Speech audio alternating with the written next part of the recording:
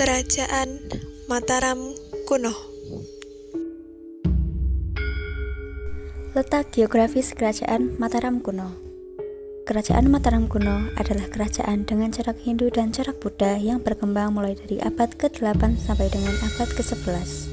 Jawa Tengah adalah lokasi mula-mula pusat pemerintahan kerajaan saat berada di bawah kuasa Wangsa Sanjaya, kemudian dilanjutkan oleh Shailendra.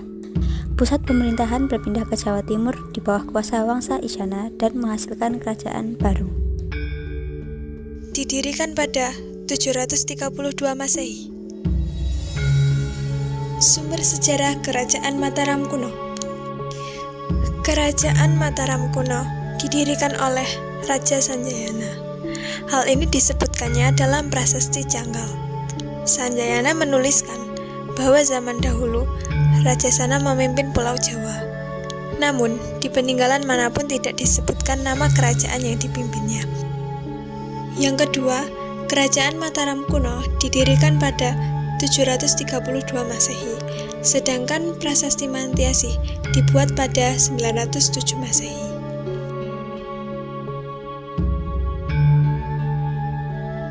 Kehidupan sosial dalam Kerajaan Mataram kuno, yaitu meskipun dalam praktik keagamaannya terdiri atas agama Hindu dan Buddha, masyarakatnya tetap hidup rukun dan saling bertoleransi.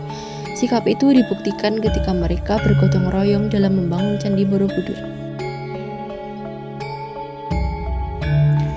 Pada kehidupan ekonomi, pusat Kerajaan Mataram kuno terletak di lembah Sungai Progo, yaitu meliputi daratan Magelang, Muntilan, Sleman, dan Yogyakarta. Daerah itu amat subur sehingga rakyat menggantungkan kehidupannya pada hasil pertanian. Hal ini mengakibatkan banyak kerajaan-kerajaan serta daerah lain yang saling mengekspor dan mengimpor hasil pertaniannya. Kondisi politik Kerajaan Mataram kuno adalah raja-raja yang memerintah Mataram kuno ada 1. Rakai Mataram Sang Ratu Sanjaya pada 732 sampai 760 Masehi. 2. Sri Maharaja Rakai Panangkaran pada 760 sampai 780 Masehi. 3. Sri Maharaja Rakai Panunggalan atau Dharmatungga pada 780 sampai 800 Masehi. 4. Sri Maharaja Rakai Wara atau Indra atau Shailendra pada 800 sampai 820 Masehi. 5. Sri Maharaja Rakai Garung atau Samaratungga pada 820 sampai 840 Masehi.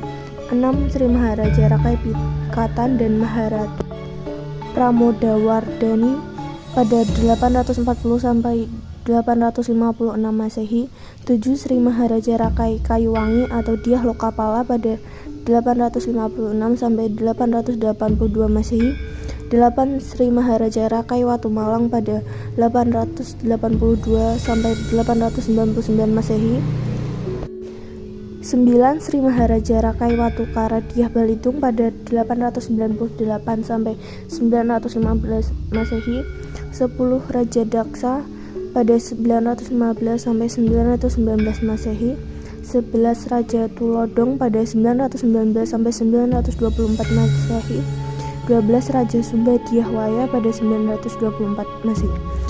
Saat Mataram kuno dipindahkan ke Jawa Timur, raja-raja yang memerintah adalah 1. Rakai Hino Sri Isna atau Mpu Sendok pada 929 sampai 947 Masehi. 2. Sri Lokapala dan Ratu Sri Isna Tunggawijaya pada 947 Masehi. 3. Makuta Wangsawardhana hingga 985 Masehi. 4. Dharma Wangsa Teguh pada 985 sampai 1007 Masehi. Masa kejayaan Mataram kuno. Puncak kejayaan Kerajaan Mataram kuno terjadi pada masa pemerintahan Raja Dyah Balitung dari dinasti Shailendra. Raja Dyah Balitung meninggalkan prasasti dalam jumlah sangat banyak. Sejauh ini ditemukan 45 prasasti. Selain pertanian yang maju, kehidupan perekonomian masyarakat Mataram kuno juga makmur berkat kegiatan berternak, berdagang, dan membuat kerajinan. Masa pemerintahan Dyah Balitung yang berlangsung selama 12 tahun tergolong aman dan tentram.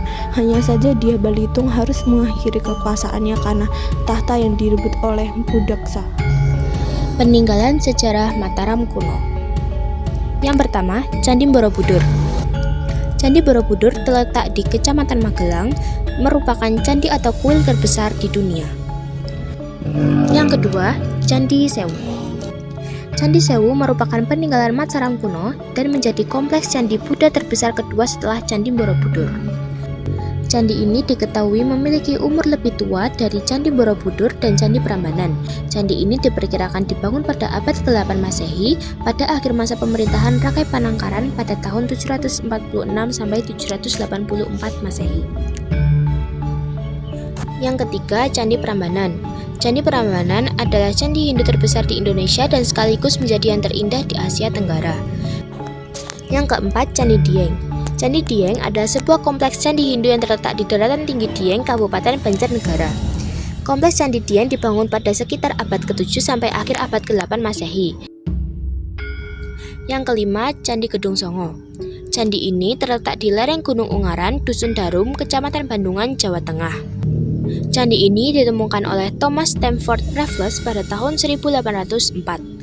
Candi ini dibangun pada abad ke-9 Masehi dan memiliki 9 candi yang tersebar di sekelilingnya. Candi ini merupakan mahakarya dari dinasti Sanjaya.